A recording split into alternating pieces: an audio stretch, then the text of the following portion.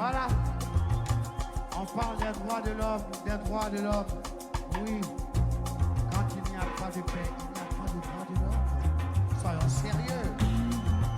Yeah! Et je voudrais ici interpeller la France, les États-Unis, la Russie, la Chine, l'Angleterre. Ils sont les 5 membres permanents du Conseil de sécurité des Nations Unies. C'est eux qui doivent amener la paix. Mais malheureusement, ce sont les 5 qui sont les plus grands marchands d'armes sur la terre. Mon frère Sarkozy, tu dis que l'Afrique n'est pas entrée dans l'histoire.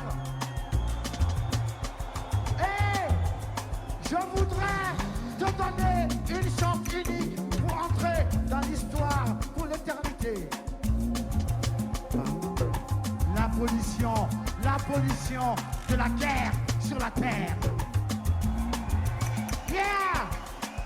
Abolir la guerre sur la terre. Salut à tous, amis téléspectateurs, amis de la diaspora profonde, amis de tous les temps. Merci encore une fois de plus d'être au rendez-vous de cette émission Grand Débat avec nos panélistes attitrés qui sont toujours présents pour répondre à nos aspirations. Malik Sall à la réalisation de cette émission, sans toutefois oublier nos amis qui nous appellent et qui nous font des propositions.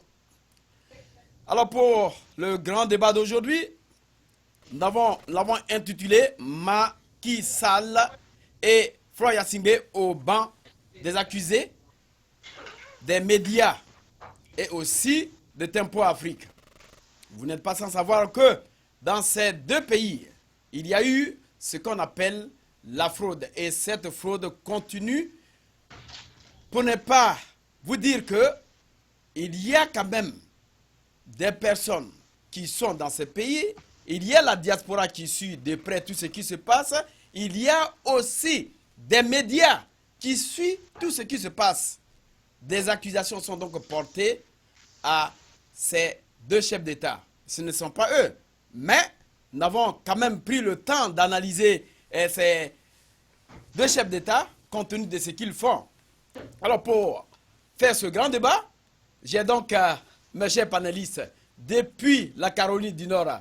Alors professeur, encore une fois de plus, soyez la bienvenue dans ce studio via Skype. Merci monsieur Serge, merci pour l'invitation. Je vais profiter pour envoyer un bonjour fraternel à tous mes co-panélistes, en commençant bien sûr par notre princesse de toujours, Madame Kondo, Madeleine Kondo, et sans oublier bien sûr les vaillants qui sont toujours présents. J'ai nommé l'honorable, notre futur président au Bénin, et notre grand reporter, monsieur Adonai, depuis Gabriel, depuis Lomé. Et je ne vais pas oublier mon ami Malik Sall, qui fait toujours bouger Tempo Afrique TV. Merci. Merci encore une fois de plus, professeur. Vous avez oublié peut-être nos amis qui sont dans le studio, mais je vais vous rappeler leur nom tout à l'heure. Alors, l'honorable, merci d'être avec nous encore une fois de plus sur Tempo Afrique TV. Merci beaucoup, Sey Yanwa. Merci pour tout ce que vous faites et merci de vouloir toujours nous rassembler pour défendre la cause africaine. Et merci, grand retour pour Adona depuis Lomé, et nous sommes très contents de le revoir. Et la princesse Kondo, toujours égale à elle-même, le patriarche doyen, mon cher professeur Moussa, nous sommes contents de vous voir et vos analyses ont toujours édifié la population de la diaspora ici. Et ceux qui sont dans le studio, nous aurons le temps de bien les connaître. Et donc, le réalisateur Macky Sall, toujours exceptionnel, toujours égal à lui-même. Et donc, nous sommes fiers de lui. Et le professeur vient de dire, bon voilà, le prochain président du Bénin, Je signale ici que, au fait, en 2016, j'étais candidat aux élections présidentielles au Bénin. Et donc, et voilà pour la petite histoire, pour les prochaines élections qui vont se passer. L'histoire est, tout dépend de Dieu. Donc, en tout cas, maintenant, sache que tu as une forte équipe derrière toi. Ça ne sera plus comme avant. Merci beaucoup. Tempo Africa sera mon premier sponsor pan-africain. Merci beaucoup. Merci donc, l'honorable. Je voulais quand même vous dire que c'est Malik Sall et non pas Macky Sall. Ah oui, Voilà. c'est vrai. On ne veut pas du tout de Macky Sall. Voilà. Merci donc. Nous sommes toujours derrière vous. Quand vous serez président, on espère que vous allez appliquer la règle d'or parce qu'on ne va pas plus faire du cadeau. Merci. Merci encore une fois de plus. À côté de l'autre côté de New York, nous avons la seule princesse, Madame Madeleine Kondo, qui est aussi une femme qui ne dort pas. À chaque nuit, à chaque matin, n'importe quelle heure, elle est toujours sur qui-vive. Alors, Madame, merci d'être avec nous. Merci à tous. Merci mon ami Serge. Merci mon ami Malik pour sa réalisation. Et merci à tous. Honneur au professeur et à l'honorable. Vous me faites penser à l'aventure, cette histoire de l'aventure 46 dans mon pays. Il y avait eu des étudiants ivoiriens qui sont allés étudier en France. Et quand ils sont venus, c'était, disons, les premiers cadres ivoiriens en Côte d'Ivoire. Et ils ont jeté les bases de la coopération ivoirienne. Et à chaque fois, il y avait cette référence, les aventuriers de 46, c'est les aventuriers de 46. Donc, ça sera les participants et les membres de la diaspora américaine. Quand on va aller soutenir l'honorable professeur, l'honorable plutôt Aruna, pas le professeur Yitoufou, merci à tous et je suis très heureuse de vous retrouver ce samedi. Merci beaucoup.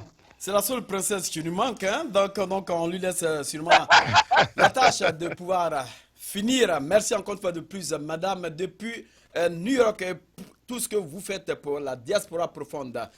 De l'autre côté de Lomé, notre envoyé spécial, notre représentant, le représentant de Tempo Afrique, Gabriel Adona, toujours en éveil, toujours positionné dans des endroits stratégiques pour nous donner le meilleur de lui-même.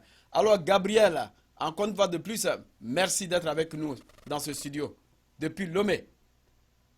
Merci Serge. Je profite de l'occasion pour saluer toute l'équipe qui est en place et je suis tellement ravi de retrouver encore l'équipe avec qui je suis auparavant et je suis bien habitué. Donc, toutes mes excuses avant d'aller à l'intérieur du pays pour essayer de sauvegarder la vie de certains. Il va falloir qu'on s'informe, mais hélas pour moi, veuillez m'excuser. Non, c'est bon. Et nous allons essayer de décortiquer tout. Bon débat. Merci Gabriel, je crois que c'est le travail. Vous n'avez pas besoin de vous excuser. On vous reconnaît pour cela. Alors encore une fois de plus, c'est nous qui vous remercions. Et encore une fois de plus, bienvenue avec nous. Alors, dans notre studio, revenons rapidement pour vous dire que nous avons avec nous l'homme qui est toujours l'infatigable. Il a pris quand même goût à ce grand débat et il a dit qu'il faille qu'il soit toujours là pour pouvoir répondre à toutes les aspirations. Alors, Rodrigue Lawson, merci encore une fois de plus d'être avec nous. Merci Serge, merci Malik Sall et on est de retour, bonne arrivée. Du pays. Et merci au panel via Skype, le professeur, l'honorable et Madame Kondo et Gabriel. Et bonsoir au débat. Alors, merci donc, Rodrigue. Alors, à côté de lui, notre ami Atiso Kwamevi, qui aussi présente ses émissions sport Nous espérons que Atisso reviendra à la tâche pour essayer de nous faire revivre les bonnes images du sport. Atisso était récemment au Togo et il est arrivé. Merci encore une fois de plus Atisso et soyez la bienvenue dans ce studio de Tempo Afrique. C'est votre télévision, Monsieur Atisso. Merci Monsieur Nyawa, merci à tous les téléspectateurs de Tempo Afrique TV. Et je profite de l'occasion pour saluer la princesse et lui souhaiter, c'était hier, mais lui souhaiter bonne fête des droits des femmes qui s'était célébrée hier. Donc merci à toute l'équipe de Tempo Afrique TV et je suis très heureux de vous revoir. Merci Monsieur Nyawa. Merci encore à Atisso et c'est un droit pour nous, on ne va pas oublier Madame Kondo pour encore une fois de plus lui souhaiter bonne fête des mamans, non bonne fête pour les mamans, bonne fête à toutes les mamans de ce monde-là, c'est leur droit et le 8 mars a été la date pour les célébrer. Merci pour tous ceux qui nous prennent en marche pour ce grand débat. Le sujet encore s'intitule Macky Sall et Faure Gnassingbé au banc des accusés des médias et des médias de la diaspora, surtout des médias, que ce soit de la diaspora ou bien des médias partout dans ce monde et aussi de Tempo Afrique TV. Tout de suite, nous allons commencer avec le Sénégal. Vous savez que M. Macky Sall a été élu président des Sénégalais, mais les langues continuent toujours de délire. Alors, nous allons partir aujourd'hui avec tout ce qui se passe au Sénégal. La première question que nous nous posons, comment Macky Sall a-t-il verrouillé les élections pour en sortir vainqueur? Alors, je vais directement commencer par l'honorable Harouna Suleiman. Merci beaucoup, merci. Mais vous savez, vous avez été témoin et nous avons fait la nuit spéciale des élections sur Tempo TV. Nous avons vu ce qui s'est passé, ce que nous avons appelé hold-up électoral. Nous avons vu le forcing d'un Premier ministre qui, sans l'avis de la Sénat, a déjà proclamé la victoire. Donc, c'est pour vous dire que ce qui s'est passé, c'est pratiquement ce que nous disons en anglais, un hijack, électoral. Et donc, c'est pratiquement ce qui s'est passé. Et le plus important aujourd'hui, vous voyez, le Sénégal, c'est un pays de paix. Donc, il a fait avaler la couleuvre pour que le sang ne puisse pas saigner. Donc, je pense qu'aujourd'hui, Macky Sall, vous avez vu, il s'est adressé au peuple sénégalais et il a fait un mea culpa, il a tendu la main à tout le monde, à Sonko, ce que Sonko a rejeté. Il a tendu la main au président Diouf et au président Abdoulaye Wade. Il sait ce qu'il a fait. Donc, ces élections ne reflètent pas vraiment le vote du peuple sénégalais. C'est quelque chose qui a été conçu et mûri dès l'avance. Donc, nous n'allons plus revenir sur ça. L'inquiétude aujourd'hui des Sénégalais, c'est un troisième mandat qui n'est pas en train de dire son nom.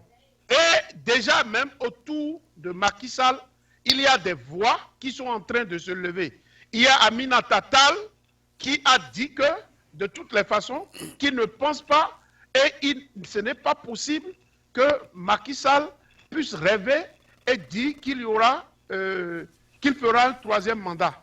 Donc, les intellectuels sénégalais aujourd'hui sont en train de voir la faisabilité de la chose et plusieurs d'entre eux sont déjà en train de lever la voix. Donc, vous savez que la stratégie des politiciens et surtout de ces pseudo-leaders, c'est de tripatouiller la Constitution et c'est ce que Macky Sall a fait et c'est ce que Ouattara aussi a fait en Côte d'Ivoire, c'est ce qu'un Alpha Condé aussi est en passe de faire, c'est ce qu'un certain Talon voulait faire au Bénin et on le l'a empêché et donc c'est la mode. Vous voyez, donc le problème du Sénégal, c'est vraiment un problème tellement critique et qui nous rend trop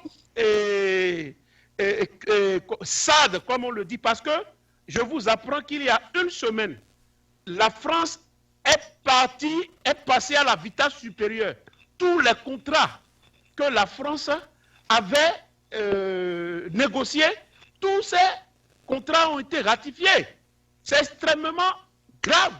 C'est-à-dire, en dehors de Alcatel, Total, tous ceux-là qui ont la main mise sur le pétrole et le gaz sénégalais, nous assistons à d'autres compagnies au niveau des infrastructures qui, tout juste après la proclamation des résultats par le Conseil constitutionnel sénégalais, ont couru pour confirmer les contrats. C'est extrêmement grave. Et c'est ce qui va se passer. C'est l'inquiétude de la nouvelle génération. Vous voyez. Donc, on avait annoncé ça sur ce plateau. Donc, la France aujourd'hui est en train d'être vautrée au Sénégal. Et Ouattara a déjà donné, comment dirais-je, le signal. Vous voyez, il y a un mois, un mois, je pense, ou soit plus, que le président français est arrivé à la tête d'un groupe puissant où il est pratiquement le président du conseil d'administration de ce groupe et où il y a Bouygues, il y a Bolloré Vincent pour dire que, voilà, à partir d'aujourd'hui, ils sont pratiquement cette institution qui va plaider pour tout développement français dans les pays africains. Et vous voyez, il a été reçu, par Ouattara, il y avait mon compatriote aussi, Simplice Zissou, l'ancien candidat aux élections présidentielles au Bénin en 2016. Donc c'est tout, comment dirais-je, cette équipe qui sont en train de supporter le diktat du franc CFA en Afrique. Maintenir les Africains dans ces accords pour nous dominer et pour faire perdurer et pour peupler les sociétés françaises en Afrique. Donc, c'est pour ça que nous avons combattu l'élection de Macky Sall. C'est pour ça que le peuple sénégalais a mis un carton rouge. Mais à cause de la magouille, à cause de la fraude, les résultats ont été ce qu'ils sont. 58% au premier tour, c'est pratiquement du jamais vu au Sénégal. Donc, c'est pour vous dire que ce qui s'est passé au Sénégal interpelle tous les Africains. Et aujourd'hui, je suis en train de voir venir tout ce qui a été manigancé par la France. Donc, c'est une confirmation, une continuité du France-Africa sur le Sénégal et sur la Côte d'Ivoire et sur d'autres pays, qui vont passer au tabac, du dictat français. Je vous remercie et je donne la parole à un autre panéliste pour revenir sur ce débat très important et très émotionnel où l'Afrique est aujourd'hui obligée de se lever comme un seul homme. Aujourd'hui, sur ce panel, nous avons le Togo, nous avons la Côte d'Ivoire, nous avons le Bénin et nous avons toute une diversité d'une génération donnée et nous nous opposons clairement à cette nouvelle donne française qui veut revenir en Afrique. Nous disons non. Merci beaucoup. Merci donc, l'honorable. Je voudrais quand même dire que vous serez limité à 3 minutes, l'honorable, comme tout le monde, pour qu'on puisse avancer, parce qu'il faudrait qu'on épuise vraiment ce grand débat avec ce qu'il en comporte. Merci encore une fois de plus de l'autre côté. Alors, professeur, vous avez écouté l'honorable et vous savez aujourd'hui que les langues continuent toujours de délire au Sénégal. Alors, c'est la même question qui vous est posée, à savoir comment Macky Sall a-t-il verrouillé les élections pour en sortir vainqueur. Et vous savez que les Sénégalais continuent toujours de dire qu'il y a un système qui a été mis en place. Et ce système, il fallait dire, au premier tour, Macky Sall. Deuxième, Idriss Seck. troisième, M. Sonko. Alors, professeur, vous avez déterminé cela. Et vous avez quand même dit que si Sonko était en deuxième position, je crois que à l'heure où nous sommes en train de parler, le Sénégal serait en effervescence. Alors, professeur, je vous donne encore la parole pour continuer de mieux nous situer. Oui, ce qui s'est passé au Sénégal, je pense que c'est honteux et c'était prévisible. La confirmation de l'implication directe de la France vient d'être confirmée hier, lorsque des sociétés françaises appuyées par l'État français ont rapidement été approuvées pour faire des affaires au Sénégal, alors que il s'appelle Macky Sall venait à peine de prendre le pouvoir pour la deuxième fois selon l'élection. Robert Bourgi, le franco-algérien qui a fait des révélations fracassantes sur la France-Afrique, il a été clair, il a dit que lorsqu'il y a vote en Afrique et les urnes sont fabriquées identiques sont fabriquées en France, le vote bien fait, selon le pourcentage que veut donner au président sortant, tout est scellé, et la nuit, les avions militaires français transportaient les urnes pour les amener en Afrique. Je pense que pour le cas du Sénégal, ce qui s'est passé, c'est que même si les observateurs avaient été avisés, au Sénégal, là-bas même, ils ne verront rien. Les urnes que les avions là ont transportées, ça sera des urnes claires. On va vous compter, et Macky Sall a 58% devant tout le monde. Mais ce que le monde ignore, c'est que ces urnes ont été bourrées en France. Vous vous rendez compte? Un État souverain qui bourre des urnes pour un autre État. Et je pense que ce que Bourgi a révélé, je suis en train de soupçonner que c'est peut-être ça aussi qui s'est passé au Sénégal en 2019. Et c'est vraiment embêtant. Donc c'est pour vous dire que désormais, quand il y a élection dans un pays africain, ce pays africain devient une proie facile. Je vous donne l'exemple du Zaïre, du Congo, de la République démocratique du Congo. Lorsque on a annoncé les résultats, non, peu avant l'annonce des résultats, où il y avait tiraillement. D'aucuns disaient que c'était Fayoulou qui avait gagné les élections, d'autres disaient que c'était Tshisekedi, d'autres disaient que c'était Kabila et que sais-je encore. Mais que s'est-il passé? Il y avait une liste de près de 100 compagnies, la moitié, la plupart des compagnies françaises. La liste circulait comme quoi toutes ces compagnies-là soutiennent Fayoulou. Vous vous rendez compte? Je me suis posé la question de savoir qu'est-ce que ces compagnies-là ont à voir avec une élection dans un pays africain. Parce que sur toute la liste-là, il n'y a pas eu de compagnie africaine. Donc c'est pour vous dire que l'Afrique, c'est une proie. Et les élections donnent l'occasion à ces vautours-là de sauter sur la proie et de la dévorer. C'est ce qui se passe et c'est ça qui fait pitié. Bon, ces chefs d'État qui viennent, après, par exemple, supposons qu'au Congo, Kinshasa, Fayoulou soit le proclamé élu.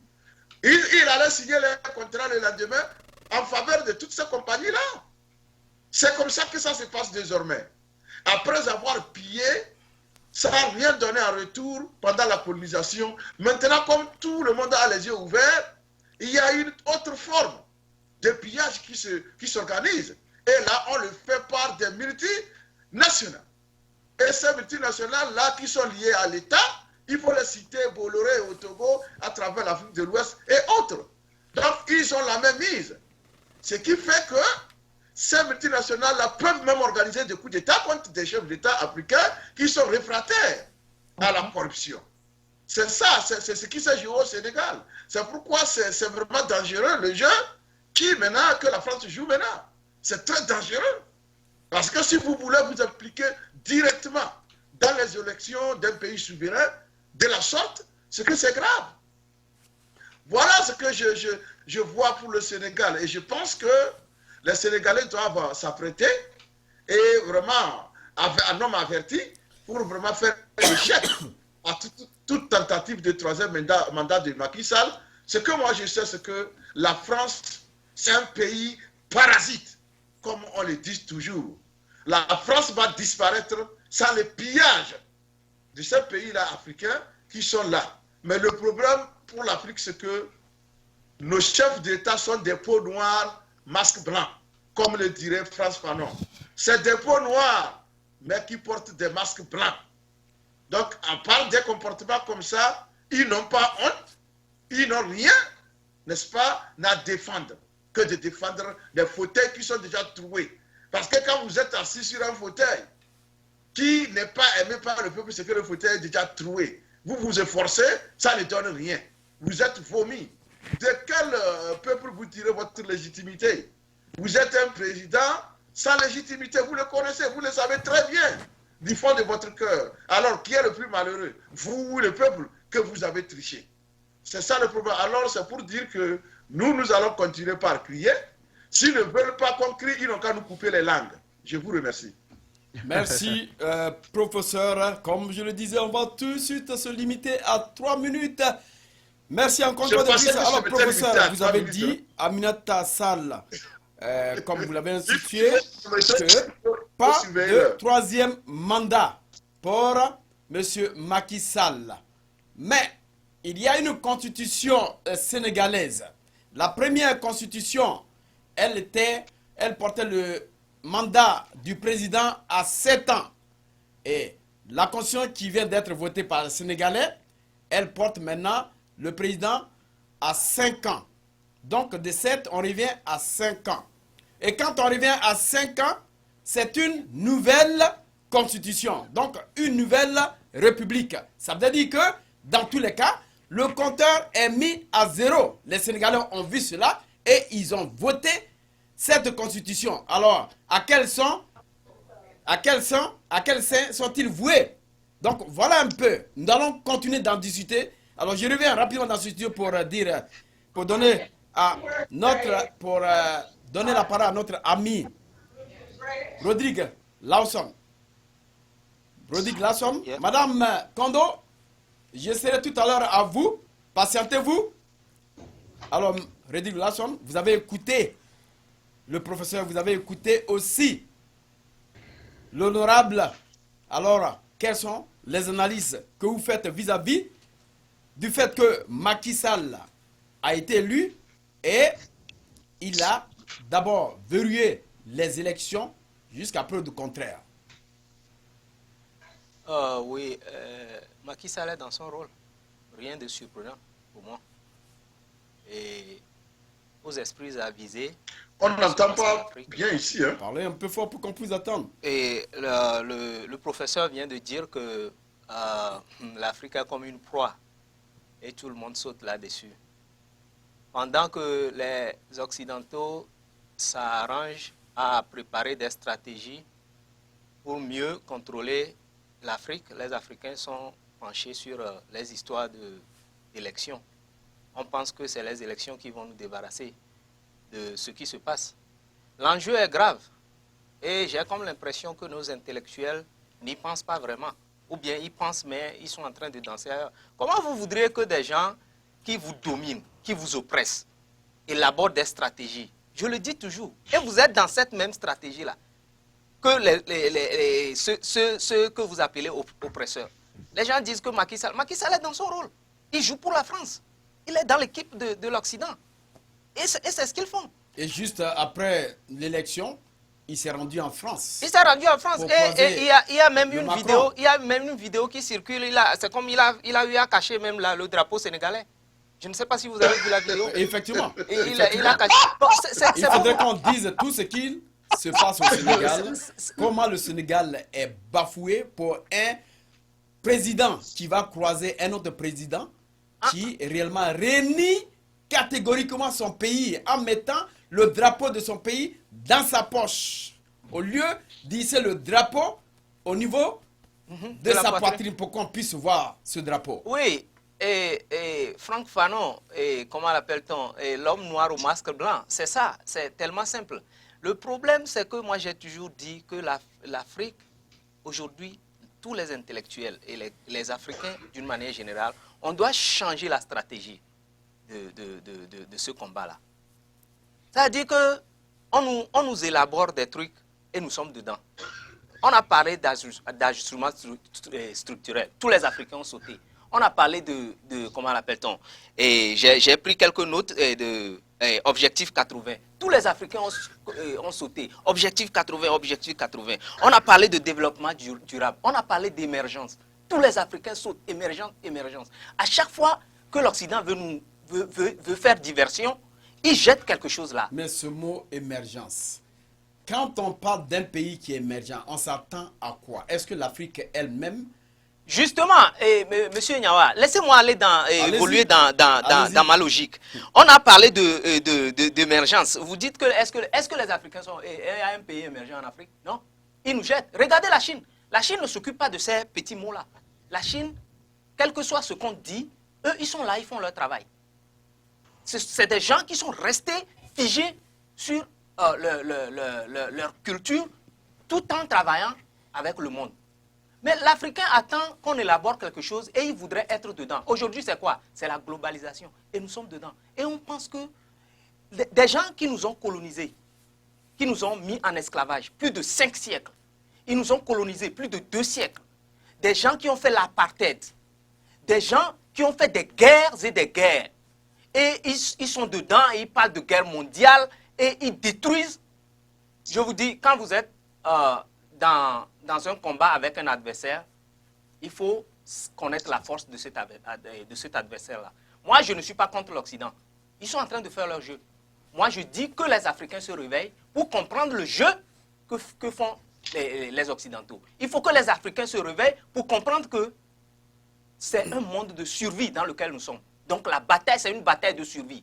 On n'a pas pitié des gens. Mais vous parlez des Africains qui doivent se réveiller. Ces mêmes Africains, d'abord, qui reprennent aussi l'opposition, quand ils veulent quand même prendre une décision, ils vont aussi à l'extérieur. Justement, ils s'exilent aussi. Justement, c'est ce que je suis en train de dire, qu'il va falloir réorienter le combat que nous faisons. Comment réorienter ce combat-là? Je vais citer Yves Kenaou qui disait ici qu'il faut fermer la vanne. Il faut fermer. C'est nous seuls qui pensons que, en étant accrochés aux autres, on va se développer. Nous avons des trucs chez nous qu'on va utiliser pour se développer. Mais on veut être dans le système. Vous savez, des gens, ils élaborent un système et ils nous mettent dedans. Quand ils vous mettent dedans, vous n'allez jamais sortir. Parce que c'est quoi? Je dis tout de suite que c'est une bataille pour la survie. Donc pour cette bataille pour la survie, l'Occident prépare sa survie au détriment de tout ce qu'il voit. Puisque l'Afrique, il y a les richesses. Que les Africains s'entretuent, ça ne les regarde pas. Ça ne les regarde pas. Et ils ont des armes sur tous les plans. Vous comprenez? Sur le plan religieux, sur le plan politique, tout. Ils sont prêts. Regarde en Afrique un peu partout. Les bases militaires un peu partout. Vous pensez que ces bases-là sont là pour servir l'Afrique? Ces bases-là sont là pour intimider les Africains. Les bases sont là, on parle d'une monnaie espionnée.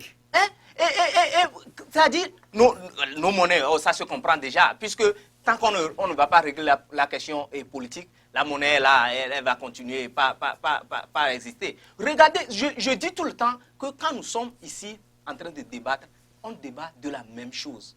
Regardez, au Sénégal, même on avait débattu de cela même avant les élections. Tout le monde connaissait le résultat. Et pourquoi ça doit être comme ça? C'est parce que l'Africain ne veut pas être... Que les Sénégalais devaient quand même prendre conscience de ce que Tempo Afrique avait quand même révélé depuis un certain moment. Oui, bien sûr. Mais est-ce que je vais parler de... C'est l'aliénation.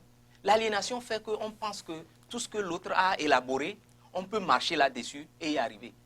Les gens, cela n'ont jamais, ils n'ont même pas dans leur philosophie, ils ne pensent même pas au développement de l'Afrique. Jamais. Des gens qui installent des banques mondiales. Est-ce que la France a eu besoin de la Banque mondiale pour se développer? L'Angleterre, les États-Unis ont eu besoin de la Banque mondiale pour se développer? FMI. Et la FMI et autres pour se développer? Non. Mais c'est nous. L'idée que FMI c'est pour la France, la Banque mondiale c'est pour les États-Unis. Les États-Unis, voilà. Et bien sûr. C'est pour nous. Regardez, les gens là sont venus ici, ils nous ont mis en esclavage. Et après nous avons mis en esclavage, ils nous ont colonisés. Et après, ils ont dit on a des dettes coloniales. Cherchons nos solutions. Vous comprenez? Donc, moi je dis, il est bon que nous fassions de ces débats-là. Et ces débats, c'est-à-dire c'est l'actualité. On est obligé d'être dans l'actualité. Mais le vrai combat, c'est faire fi de ces actualités-là et regarder la bataille. Non seulement mettre en pratique, regarder l'adversaire en face, regarder la stratégie de jeu de l'adversaire. Et l'adversaire, en réalité, ce n'est que l'Occident et qui utilise nos propres frères que nous critiquons, qui sont présidents. Qui a nommé Macky Sall, en réalité? Est-ce que c'est le peuple sénégalais? Tout le monde me dira non, puisque on me dit maintenant qu'on a transporté les urnes. Ça voudrait dire que quoi? Que c'est un autre qui vient nommer les présidents. Et on nomme ce président-là. Nous, les Africains, nous sommes là. On dit, on critique, on crie, on crie, on crie. Ils se fichent pas mal de nos cris. Messieurs, ils se fichent pas mal de nos cris, puisque nous allons crier aujourd'hui, demain, ils vont oublier nos cris. Et le lendemain, ça va se passer au Togo. L'autre jour, ça va se passer au Bénin. Ça va se passer en Côte d'Ivoire. Nous allons nous mettre à crier. Jusqu'à quand? Et nous voudrons crier pour que nos enfants reviennent crier au lieu qu'on pouvait... Et comment l'appelle-t-on? On peut installer le décor maintenant, le décor du nouveau combat. C'est-à-dire que l'Afrique revienne à l'Afrique et qu'on pense qu'on peut se développer sans les autres. On peut le faire. C'est parce qu'on ne cherche pas trop. Regardons-nous pas, je vous ai parlé la fois dernière comment l'appelle-t-on? Des droits de l'homme. Mais Kouroukan Fougan, Empire du Mali, les droits de l'homme y étaient déjà. Si les gens, les Africains, étaient retournés pour aller voir, pour chercher ce que leurs ancêtres faisaient, ils sauront que les droits de l'homme existaient déjà depuis fort longtemps en Afrique. Vous voyez? Parce qu'on ne veut pas retourner, on pense que c'est ce que l'autre a élaboré, on peut l'utiliser pour aller. L'autre ne l'a pas élaboré pour nous. Ils n'ont pas élaboré ça pour nous. Même les docteurs aujourd'hui, sur le plan comment l'appelle-t-on? Sur le plan médical, vous pensez que les docteurs que nous avons, nos docteurs africains, ils sont là pour nous? Non. Quand un docteur, tu vas à l'hôpital, un docteur te prescrit les herbes africaines? Non. Il te prescrit les médicaments que fabriquent les Occidentaux. Mais réfléchissons, les gars. Ce combat-là, c'est un combat de mort, de vie ou de mort. Si on refuse c'est-à-dire de fermer la balle sur nous-mêmes, réfléchir par nous-mêmes et évoluer, nos enfants viendront faire le même débat, je vous dis. D'accord. Merci. Merci Rodrigue. Je crois que je vous donne encore les chances d'épuiser quand même votre dialogue, mais on va prendre chacun 3 minutes. Alors, Atisso, avant d'aller de l'autre côté. Merci M. Nyawa et merci encore aux téléspectateurs de Tempo Afrique TV. Je vais commencer mon commentaire par cette citation d'Obama qui disait que l'Afrique n'a pas besoin d'un homme fort, mais des institutions fortes. Je contredis ça. Aujourd'hui, quand on met des institutions en place, c'est eux, les Occidentaux, qui disent au président qu'ils veulent qu'il travaille en leur faveur de faire ceci pour tripatouiller. Donc aujourd'hui, nous, Africains, nous avons besoin des hommes forts. Je donne toujours l'exemple de Kagame. Même si il a aussi des problèmes, il a aussi ses dessous. Quand Kagame a décidé de faire un bras de fer avec la France, qu'est-ce que Kagame a fait? Il a même interdit le français dans son pays. Vous voyez ce que ça a donné. Et qu'est-ce qui s'est passé? La France a fini par capituler. La France a fini par faire des négociations avec Kagame. Donc, il faut voir qu'aujourd'hui, que l'Afrique a besoin des hommes forts. Des hommes forts que, quand les Occidentaux voient que l'Afrique est en train d'acquérir un homme fort, comme Laurent Gbagbo, ils font tout pour les mettre de côté. Maintenant, aujourd'hui, nous devons cesser de parler beaucoup et d'agir. L'Afrique a la solution. La diaspora, les intellectuels africains ont la solution. Maintenant, nous devons cesser de faire des conférences. Nous devons agir pour faire sortir notre continent de la jungle des Occidentaux. Maintenant, revenons à Macky Sall. Bien sûr, Rodrigue l'a dit, ce sont les Occidentaux qui nous ont élaboré ces constitutions. Avant, ils nous ont colonisés. Après la colonisation, on a aboli la colonisation. Ils ne sont pas arrêtés là. Ils savent que l'Afrique a quelque chose qu'ils doivent chercher. Par quel moyen? Maintenant, après la décolonisation, ils ont commencé par faire des coups d'État en plaçant leur pignon là-bas pour diriger nos pays. Après le vent de la démocratie, qu'est-ce qu'ils ont fait? Ils ont envoyer des gens comme M. Kofi de Souza, là, j'ai oublié son nom, son vrai nom, qui est au Togo, qui est Charles Debache.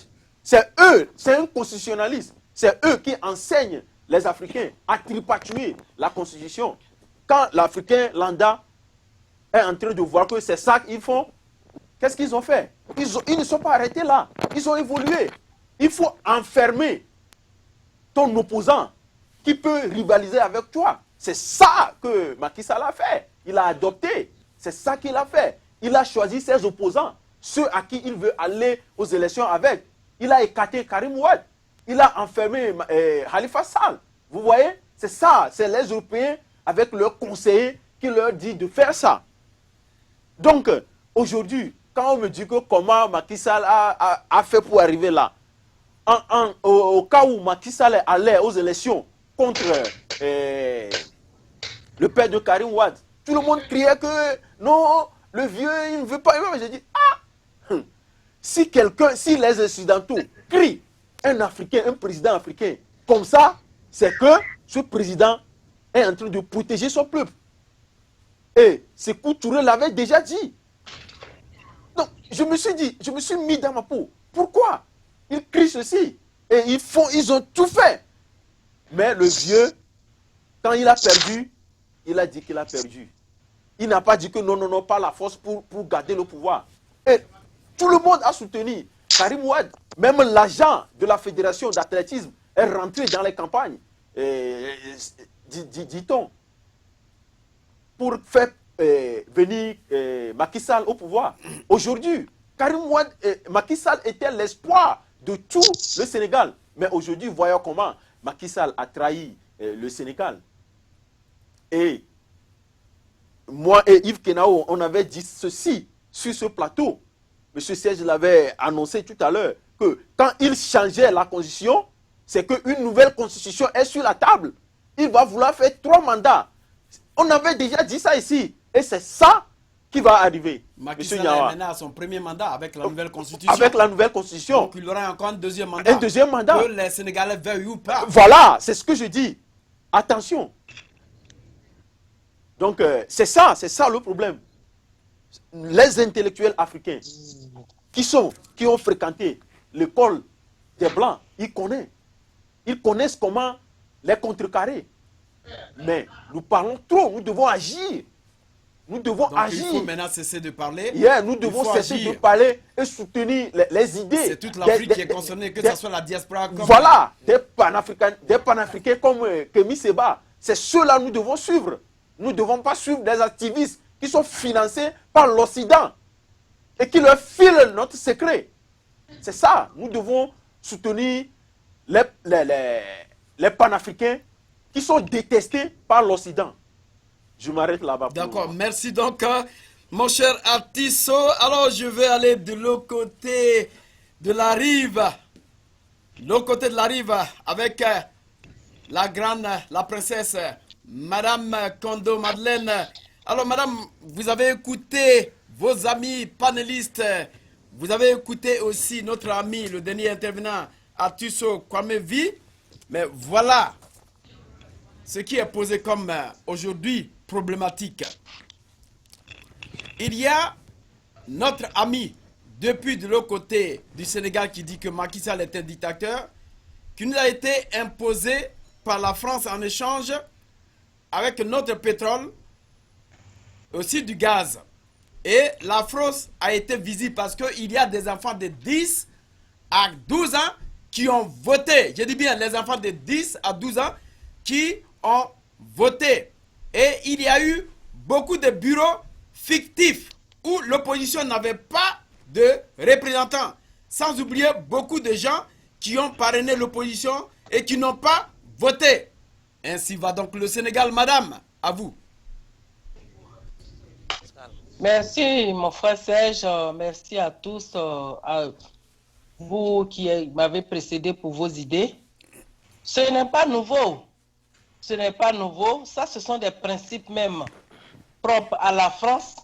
C'est sa façon d'agir, sa façon d'opérer pour maintenir ses valets de chambre et ses majordomes en place pour la servir. Et dire que des enfants ont voté, ça ne nous étonne pas, parce qu'il faudrait quand même qu'ils aient la possibilité de bourrer les urnes. Mais ce que je veux attirer l'attention des uns et des autres, surtout les gens de la diaspora, nous qui sommes dans des pays autres que nos pays, c'est-à-dire que des pays africains, quand nous remarquons et assistons aux élections dans ces pays-là, on apprend quand même beaucoup de choses. Et partant de là, c'est parce que ces gens-là sont disciplinés que la politique même nous intéresse.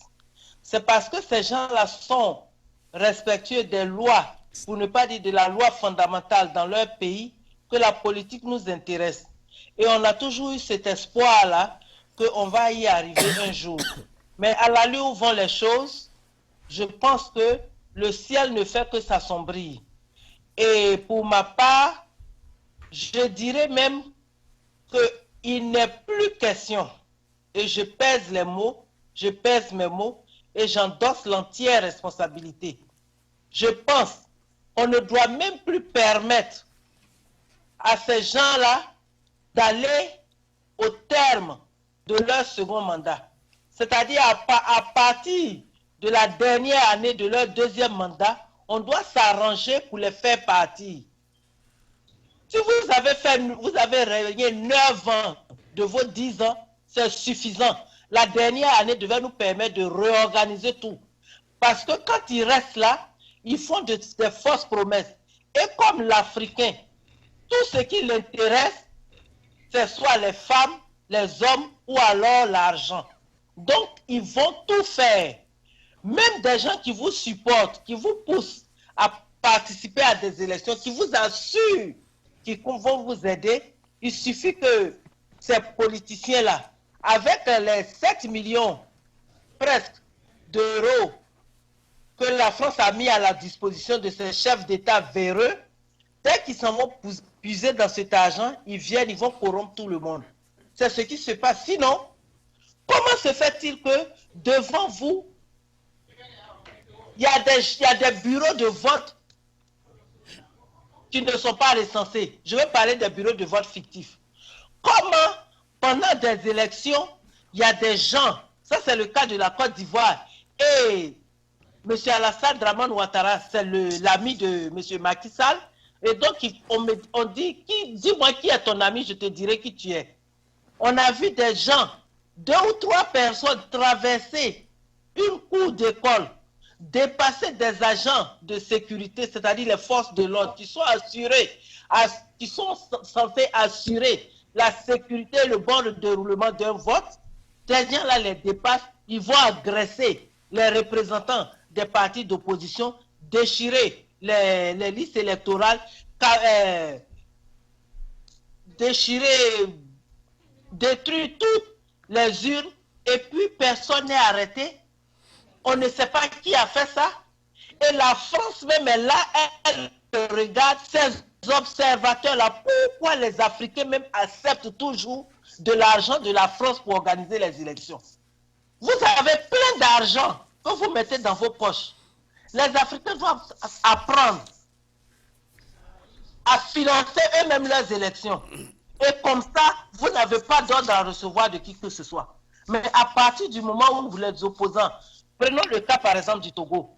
Aujourd'hui, il y a une discorde au niveau de la C14. Mais qu'est-ce qui nous passe? Qu'est-ce que nous avons dans la tête? Qu'est-ce que nous avons à la place du cerveau? On fait une coalition parce qu'il y a des gens qui sont là, une seule famille depuis près de 50 ans qui dirige un pays. Vous vous organisez en coalition et au milieu de vous, vous commencez à faire des palabres. Pourquoi?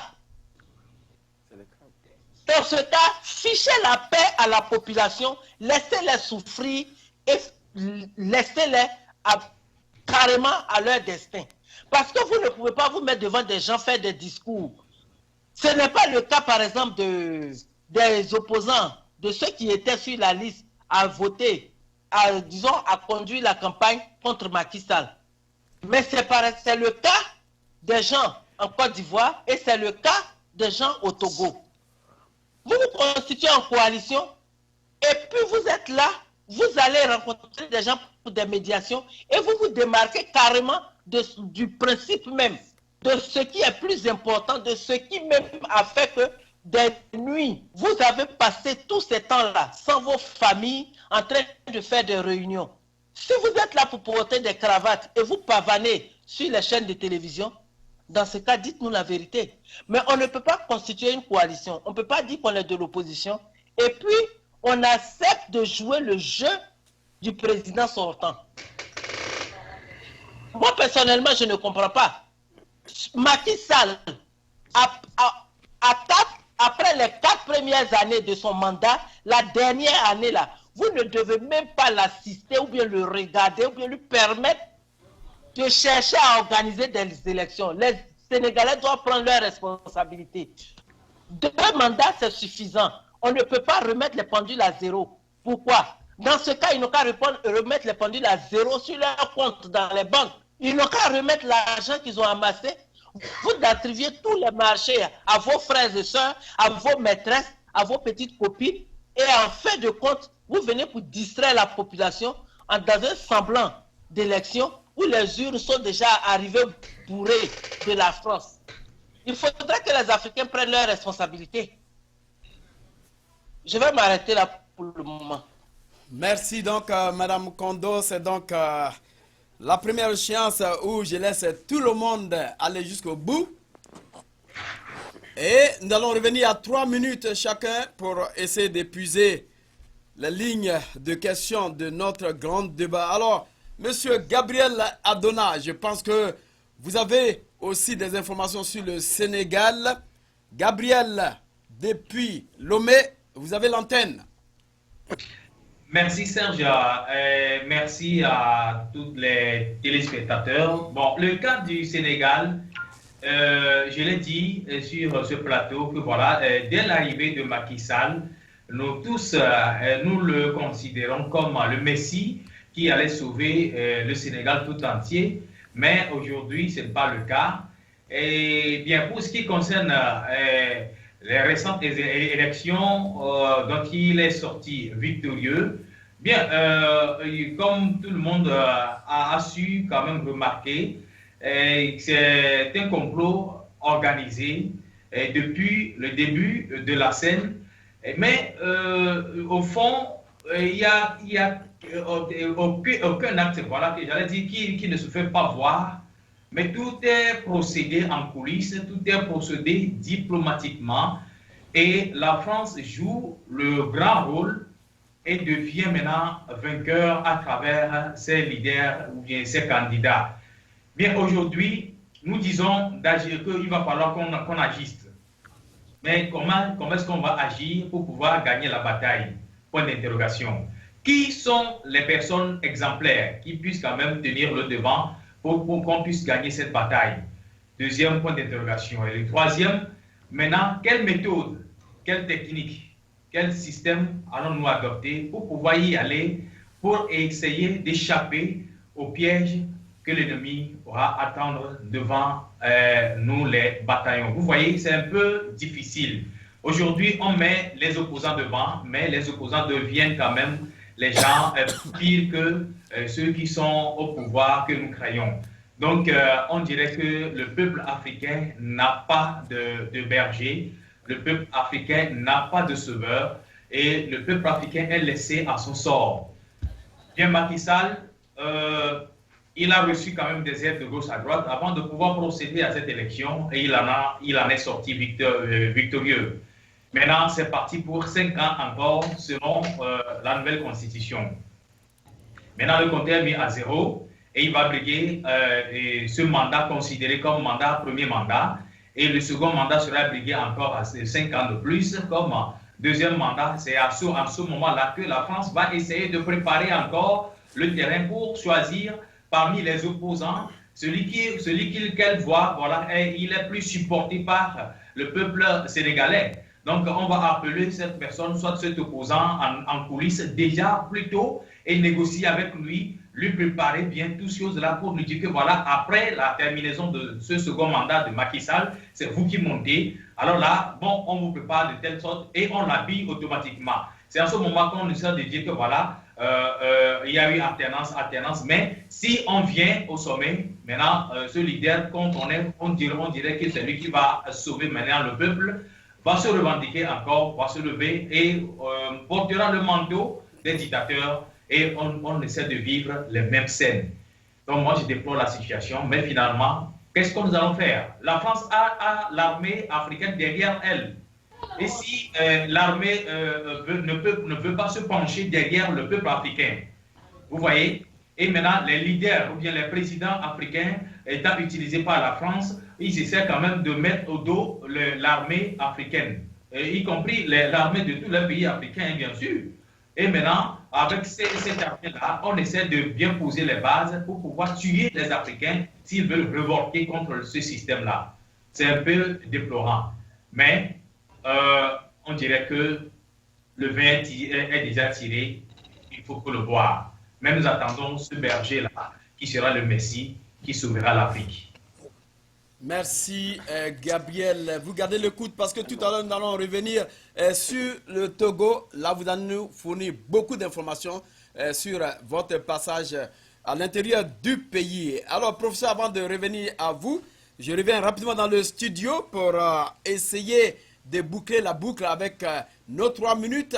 Alors dans le studio nous avons notre ami Kenao qui vient de nous prendre en marche. Alors Kenao, merci encore une fois de plus d'être avec nous. Même si le retard a permis que vous êtes là, compte tenu du fait qu'il est en train de neiger. Merci de votre effort d'être dans ce studio. Vous avez merci à toi, vos amis. Ouais. Et je pense que je vous donne encore la parole. Et après, je vais revenir sur les 3 minutes. Merci beaucoup. Et toutes mes excuses pour ce retard, comme vous l'avez dit, dû à cette tornade de neige ici à Minneapolis. Merci beaucoup à tous les panélistes et merci à tous nos téléspectateurs. Je ne vais pas être long. Tout ce que je peux dire à mon ami Gabriel, à nos confrères, à notre confrère de Lomé, il doit comprendre une chose. Nous avons toujours dit que, surtout moi, Yves Kenao, j'ai toujours dit que les Africains font une mauvaise lutte. Ils travaillent beaucoup, ils se battent beaucoup, mais ils ne se battent pas d'une manière intelligente. Ils sont en train de viser le mauvais combat. Ils font un combat, mais c'est le mauvais. Le jour où un président africain va se sentir à l'aise, le jour que un président africain va avoir la confiance totale que son peuple est derrière lui, ce jour-là, que ce soit la France, que ce soit les États-Unis, le président africain là va se lever et dire non à l'extérieur. Le seul combat que les Africains doivent mener, c'est le combat contre l'occupant. L'Afrique est occupée. L'Afrique est assiégée. Ce n'est ni Macky Sall, ce n'est ni Faure Gnassingbé qui sont le problème de l'Afrique. L'Afrique a un seul problème, c'est l'occupant étranger de l'extérieur. L'Afrique est sous l'occupation, ce que vous voulez dire? Oui, l'Afrique est sous occupation. Et tant que les Africains vont penser qu'en devenant activistes et qu'en disant toujours non, non, non, non, non à leurs frères, pensant que c'est le frère qui est le mal, qui est leur problème, eh bien, M. Serge, nous serons là où nous sommes. Parce que qu'on enlève un Macky Sall, qu'on le remplace avec Ousmane Sonko, l'équation, elle est la même. L'extérieur, l'occupant extérieur existe et il manipule tout. Alors pourquoi perdre notre énergie? Et qu'est-ce qu'il faut faire de ça? Il faut combattre l'occupant. De quelle manière? Et dès que vous combattez l'occupant, votre frère qui est président va vous faire confiance. Et là, ça lui donne de l'énergie, de se tenir devant. Il faut combattre l'occupant dans nos simples. Quelle manière vous combattez votre frère? Ben allez-y. Je vous pose la question. Votre frère, de quelle manière les Africains combattent les Macky Sall, les Faure Gnassingbé, l'Ivoirien là, Alassane Ouattara? Si cette énergie-là, on la convergeait vers l'étranger, c'est-à-dire quoi? Retour toujours à cette identité culturelle. Je vous dis que si depuis les indépendances, la lutte était dirigée vers l'occupant, je te dis qu'à l'heure actuelle, l'Afrique serait loin. Combien de Faure Gnassingbé n'a-t-on pas changé en Afrique? Combien de présidents l'Afrique n'a-t-elle pas changé, n'a-t-elle pas connu depuis les indépendances? Et le résultat, il est le même. On a crié que Wade était mauvais, que Wade voulait un troisième mandat, il voulait s'éterniser. Oh, il faut faire venir le Messie, Macky Sall. Macky Sall arrive, on dit, oh, Wade était mieux. Qui sait si demain, si on nous amenait quelqu'un d'autre pour remplacer Macky Sall, on dirait que Macky Sall est bon. Alors, monsieur Serge, pour ne pas être trop long, le combat que les Africains mènent aujourd'hui mène un mauvais combat. Le combat doit se diriger contre l'occupant. L'Afrique est assiégée, l'Afrique est occupée. Et je demande à tous les Africains de demander une résolution des Nations Unies pour que l'occupant, puisque chaque fois il y a quelque chose, on dit que l'ONU doit intervenir pour demander à Poutine de quitter Ukraine et consorts, n'est-ce pas? Nous demandons à l'ONU de prendre des résolutions pour que l'occupant quitte l'Afrique. Vous demandez encore l'extérieur de venir... venir chasser l'extérieur. Non. Monsieur Nyawa, je voulais rappeler à monsieur Yves Kenao allez-y. Après la Deuxième Guerre mondiale, on avait connu... après la Première Guerre mondiale, on avait connu la SDN. Voilà. Qui a eu son apogée et a eu son déclin. Voilà. Je vous dis aujourd'hui que l'ONU dont vous parlez, vous faites appel, est à son apogée. J'arrive. Et il est en train de connaître son déclin même. Voilà. Quand on dit que la mondialisation... Je ne parle pas de mondialisation. Oui, c'est ça, c'est l'ONU. Non, c'est l'ONU ça. Je crois que... Attendez, la mondialisation, c'est l'ONU ça. Je ne parle pas de mondialisation. C'est-à-dire que nous posons le problème. Nous leur disons ça. Dès qu'ils vont dire, oh non, c'est pas possible, on se retire. L'Afrique n'a pas de D'accord, je crois qu'on se retire. Permanent. Je le dis, dès que nous allons dire que nous allons nous retirer, les gens là ont besoin de nous. Ils vont commencer par bégayer, par demander pardon, qu'est-ce qu'on peut faire pour vous? Et nous posons le problème. Sinon, Monsieur Yves Kenao, s'il y a un président, 2 présidents, 4 présidents africains qui disent aujourd'hui qu'ils soutiennent Kémy Séba, vous allez voir. Il faut soutenir les gens comme ça, non l'ONU. J'ai fait l'émission le mardi passé et je disais aux Africains que ce peuple africain dont les gens parlent, il n'existe pas. S'il existait, il n'allait pas continuer par faire des choix. Vous l'avez toujours dit, on ne va pas trop... Voilà. Donc ça veut dire quoi? Ça veut dire que le président dont tu parles là, c'est le peuple. C'est le peuple. Mais chaque fois que Kémy Séba vient, laisse que le Bénin, laisse qu'au Bénin, il y a élection et que Kémy Séba se pose comme candidat. Les Béninois vont choisir quelqu'un d'autre que Kémy Séba. Et tu vas te dire que, pourquoi? Mais ils vont faire ça. Parce que ce peuple-là, il est quelque part, je ne sais pas. Je vous donne tout de suite la parole pour aller fini. de l'autre côté. Merci encore une fois de plus, M. Yves Kenao. Nous allons maintenant maintenir nos 3 minutes. Alors, professeur, je pense que vous avez écouté les autres. Nous sommes toujours sur le Sénégal et comme le disait notre ami Jo Diop, cette élection est une mascarade qui a été planifiée depuis une longue date. Et il dit que M. Wade l'avait déjà dit depuis les législatives, mais à chaque fois, ces mateurs de journalistes corrompus, soi-disant analystes politiques, sont à la sorte de Wade. Et comme nous avons eu, l'argent a quand même parlé, comme le disent les Anglais, money talks. Alors, les journalistes, que ce soit les journalistes, que ce soit toutes les institutions, on nous a dit que Macky Sall a mis vraiment le plein pour arriver là où il est.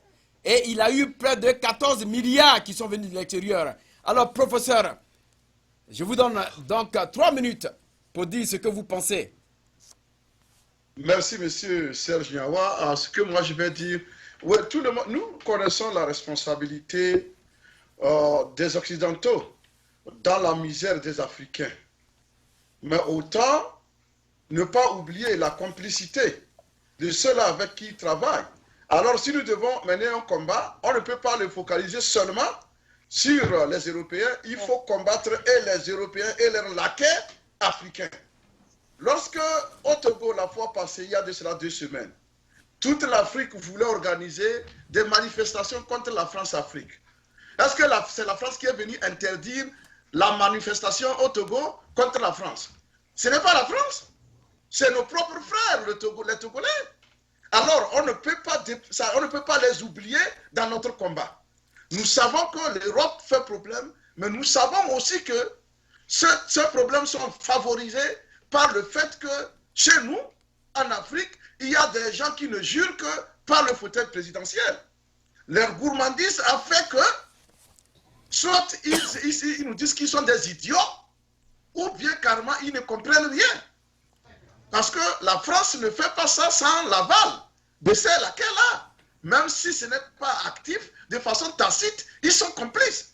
C'est pourquoi nous disons que on va combattre non seulement les Français et les Européens qui sont responsables, mais les complices sont même pires que ceux-là qui bénéficient de ça. C'est un Africain, un président africain qui va voler l'argent, il va aller déposer sous un autre nom, sachant qu'un jour il va mourir. Mais, vous voulez qu'on fasse, on dise quoi? Quand il prend un président africain, prend l'argent pour aller mettre dans des banques suisses et françaises, est-ce que vous voulez qu'on... On ne peut pas oublier ça. Ces présidents qui sont déjà décédés là, Dieu seul sait combien de milliards on ne pourra jamais récupérer. Parce qu'ils ont mis ça sous d'autres noms. Et là, on ne peut pas se focaliser seulement sur l'Européen, parce que l'Européen, lui, il est intelligent, il bénéficie de ça. Mais comme eux, ils sont des idiots, ils vont continuer. Alors, notre combat, c'est contre les Européens, mais aussi contre leurs complices, leurs peaux noires, masques blancs là. Il faut aussi les inclure, parce qu'on ne peut pas les oublier. Ils sont directement responsables, ils sont les responsables du malheur de leur peuple partout. Alors, on ne peut pas carrément les oublier. Il faut y tenir compte, il faut en tenir compte. Leur responsabilité est prouvée. La preuve, ils s'accrochent au pouvoir et bon, on ne comprend rien. On ne comprend rien. Si tout, c'est pas les 10 millions, 15 millions de Sénégalais attendent de devenir président, toi tu viens, tu me fais plus de 2 mandats. Ça va mettre combien de temps pour que chaque Sénégalais vienne? Pour que chaque Togolais vienne? Ce n'est pas sérieux. C'est pourquoi nous ne voulons pas oublier la responsabilité de ces criminels-là. Ils mettent leur peuple en danger en voulant coûte que coûte garder le pouvoir. Au prix de n'importe quelle vie, ils sont prêts.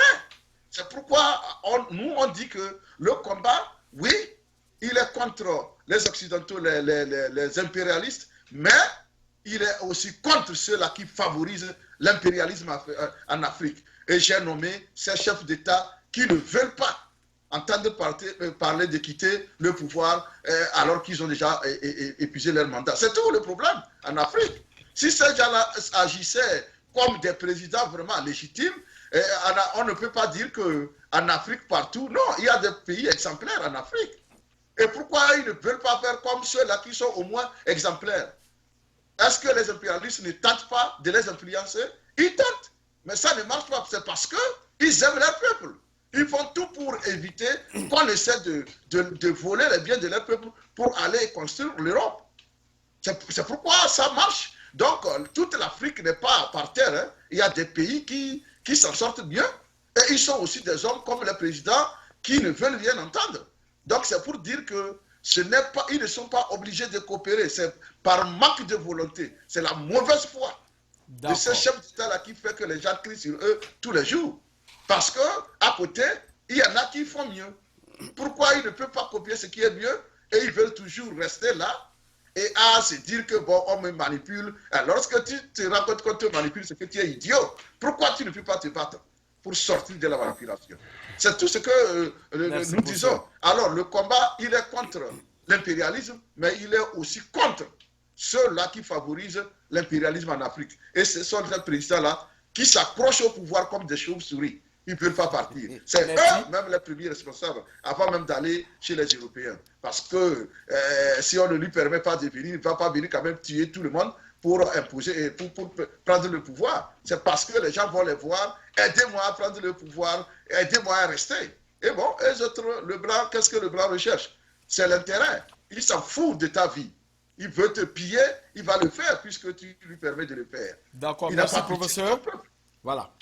Merci professeur. Je crois qu'on va aller de l'autre côté de notre ami. Bon, on revient rapidement avec Rodrigue Lacson avant de pouvoir aller sur l'honorable. Alors Rodrigue, vous avez quand même écouté et je pense que vous étiez en train de tourner un peu la tête. Je pense que vous avez peut-être une solution à ce que aujourd'hui l'Afrique est en train de vivre.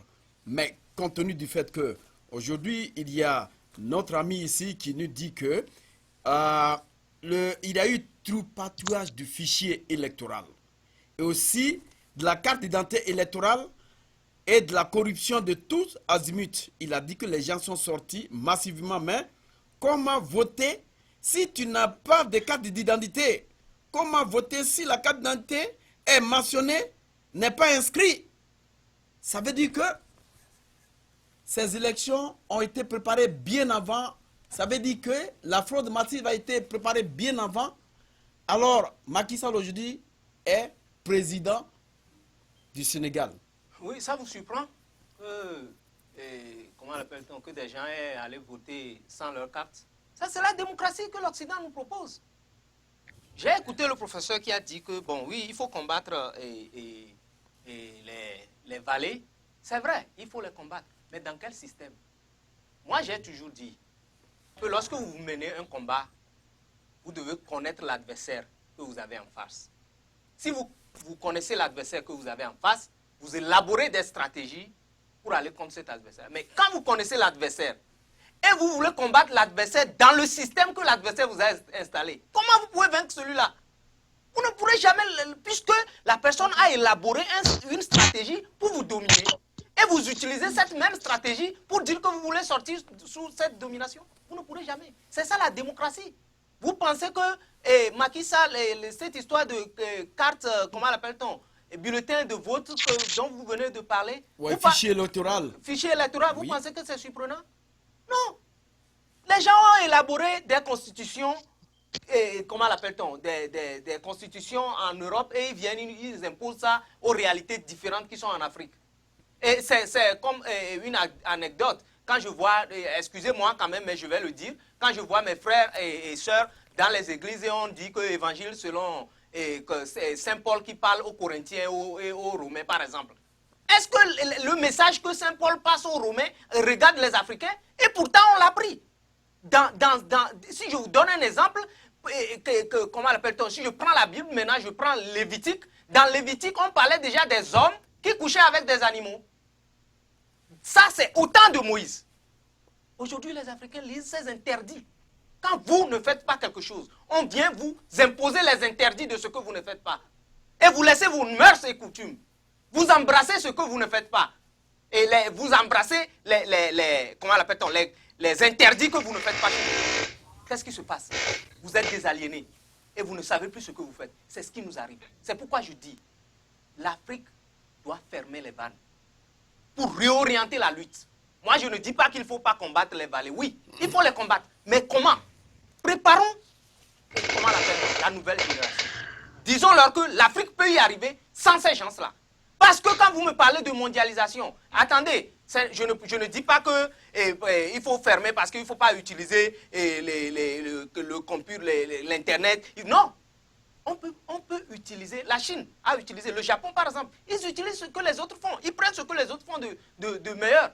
Mais ils n'ont jamais perdu leur sens, leur coutume, ce qu'ils sont. Les Japonais par exemple, ils sont les plus spirituels. Quand tu les vois, ils ont gardé leur coutume. Ils ont gardé qui ils sont. Ils ont gardé leurs identités. Les Indiens. Mais l'Afrique est en l'air. L'Afrique a tellement adopté le suivisme. L'Afrique veut suivre. L'Afrique voudrait que l'autre fasse pour que lui vienne compléter. L'Afrique veut avoir des partenaires. Les gens là ne vous prennent pas comme des partenaires. C'est pendant qu'ils veulent vous exploiter qu'ils pensent que vous êtes leur partenaire. Regardez la démocratie qu'on nous instaure en Afrique. Regardez par exemple, avant le vent de l'Est, avant la démocratie, il y avait les partis uniques en Afrique, n'est-ce pas? Il y avait les partis uniques un peu partout en Afrique, n'est-ce pas? Oui. Est-ce que les Européens ne savaient pas depuis qu'il y avait la démocratie? C'est parce qu'ils ont vu que le système qu'ils ont élaboré pour les partis uniques, ça ne marche plus. Alors, qu'est-ce qu'il faut faire? Il faut injecter à ces gens-là la démocratie. Tous les Africains sont sautés. C'est la démocratie. La démocratie. Les royaumes qui sont en Afrique, les rois qui sont en Afrique, on ne les respecte plus. La reine d'Angleterre, il n'y a pas les comment l'appelle-t-on? Ceux qui sont les homeless. Il n'y a pas de homeless en Angleterre. La vie que la reine d'Angleterre mène avec tous ceux qui sont dans le royaume, les princes, tout ça là, ce n'est pas différent. Il n'y a pas l'inégalité. Vous ne voyez pas que c'est inégal que dans un pays comme l'Angleterre, il y a des gens qui ne trouvent même pas à manger et que la reine et le prince vivent là-bas. Est-ce qu'il y a quelqu'un qui crie qu'il n'y a pas la démocratie? Donc c'est ça qu'on vient vous imposer. Je vous dis que les gens élaborent des stratégies pour vous dominer. Et vous prenez cette stratégie-là, vous criez que vous allez les combattre. Vous ne pourrez jamais les combattre. Utilisons ce que nous avons. On peut y arriver. Moi, ma stratégie, c'est ça. Je dis, disons à nos frères, on peut tout faire. Fermons cette bande-là. Yves Kenaou disait qu'il faut couper avec... On peut le faire. Même si on veut dire que couper voudrait dire quand même trop s'éloigner, utilisons cette stratégie comme moyen de pression. C'est-à-dire, tant que nous n'allons pas élaborer quelque chose venant de nous-mêmes. Nous avons des agrégés. Pourquoi nos agrégés en économie n'écrivent pas sur l'économie africaine? Ne vont pas voir les bonnes femmes des grands marchés africains pour leur demander comment vous faites, comment vous faites votre commerce? Comment est-ce que vous invitez les choses? C'est-à-dire que parlez de ce qui vous regarde dans vos maisons. Non. On s'en va prendre une stratégie économique européenne et on dit on veut l'appliquer en Afrique. Et après on dit qu'on veut se développer. Comment on peut se développer dans ces conditions? C'est ce que moi je suis en train de défendre. Bon, je m'arrête pour l'instant. Merci Rodrigue. De l'autre côté, l'honorable, on revient à vous tout de suite là. Je pense que vous avez vu cette stratégie depuis un certain moment. Nous avons vu M. Wade qui allait en Guinée pour croiser M. Alpha Condé. Mais dès qu'il est venu de la Guinée, Wade n'a même pas donné des consignes à voter peut-être l'opposition, dire à ses militants qu'il faut voter l'opposition. Wade s'est donc tu. Monsieur Ahmed Khalifa Niasse, vous le connaissez, il a donc dit que Monsieur Abdoulaye Wade, il a donc dit que c'est sur la présidence de 2019, analysant le fait que Abdoulaye Wade n'ait pas donné de consigne de vote favorable à Macky Sall, le chef religieux, je parle bien de Ahmed Khalifa, il dit que M. Wade a convaincu, il dit bien sûr que Wade, je reprends encore de cette discussion avec ce dernier, il semble vouloir dire qu'il a convaincu Maître Wade de ne pas se prononcer pour soutenir un des adversaires de Macky Sall. Monsieur Khalifa Ahmed, je pense que vous le connaissez. Alors, monsieur l'honorable, vous connaissez bien le Sénégal, vous connaissez bien ce qui s'est passé. Vous n'avez pas vu Wade soulever son petit doigt. Aujourd'hui, voilà, il ne dit rien, il n'est pas encore surgi sur les antennes. Alors, quelles sont les analyses que vous faites vis-à-vis de M. Ahmed Khalifa et de l'attitude de M. Wade vis-à-vis de ces élections? Oui, je pense qu'il faudrait faire une analyse vraiment scientifique par rapport au comportement de Abdoulaye Wade. Il a été clair, c'est-à-dire au lendemain des échecs des élections législatives de l'opposition, M. Wade a écrit un livre blanc. Et dans ce livre blanc, M. Wade a été clair il a attaqué le code électoral sénégalais.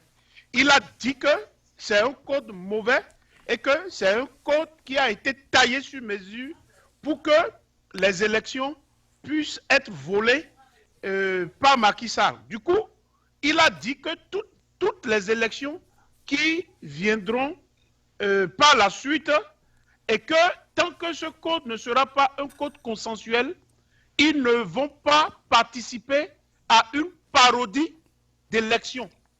Il parle de son parti, le PDS. Et vous savez, c'est un grand stratège politique. Quand il est arrivé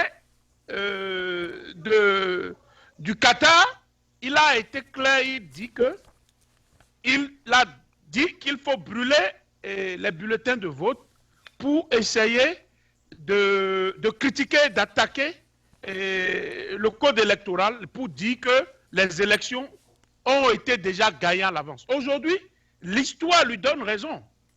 C'est ce que tout le monde a su. Maintenant, dans ce bras de fer, il y a eu une médiation. C'est-à-dire tout de suite, Alpha Condé lui a affrété un avion et il est allé en Guinée. Et quand il est revenu, effectivement, jusqu'à l'heure où je vous parle, c'est seulement le 20 mars qu'il veut intervenir par rapport à ce qui s'est passé, en particulier par rapport aux dépenses exponentielles et à la dette exponentielle du Sénégal. Donc, effectivement, Alpha Condé l'a dissuadé dans cette posture qui frise à la violence. Et je pense que qui connaît Abdoulaye Wade, c'est quelqu'un qui souffle le chaud et le froid. Donc pour moi, c'était sûrement une stratégie pour essayer de faire un coup de force pour voir si quelque chose pourra être fait et pour décaler les élections. Et pour permettre à toutes les composantes, particulièrement son candidat, c'est-à-dire son enfant Karim Wade et Khalifa Sall, pour participer aux élections. Donc c'était une stratégie. Donc un homme responsable, quand il est venu, il s'est tu et il n'a pas voulu que les dérapages puissent porter son nom. En ce qui concerne le marabout Niasse, qui vient de perdre son frère et qui connaît bien Abdoulaye Wade, je pense que c'est toujours la même stratégie. Bon, au Sénégal, c'est dommage, des personnalités comme religieuses comme Niasse, c'est des gens qui changent vraiment des positions comme les varans. Donc, ils changent à tout moment des positions et ils font du chantage politique.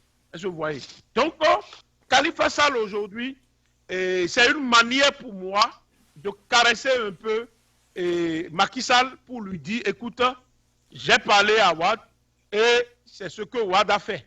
Et Wade n'a pas supporté, Idrissa Seck n'a pas supporté un candidat de l'opposition. Donc, il veut vraiment jouer un rôle de bon office entre Abdoulaye Wade et Macky Sall. D'accord. Pour moi, c'est des stratégies politiques qui n'ont pas vraiment d'effet. Wade reste un politique très averti au Sénégal et j'attends le 20 mars pour voir, pour dire ce qu'il dira. Donc,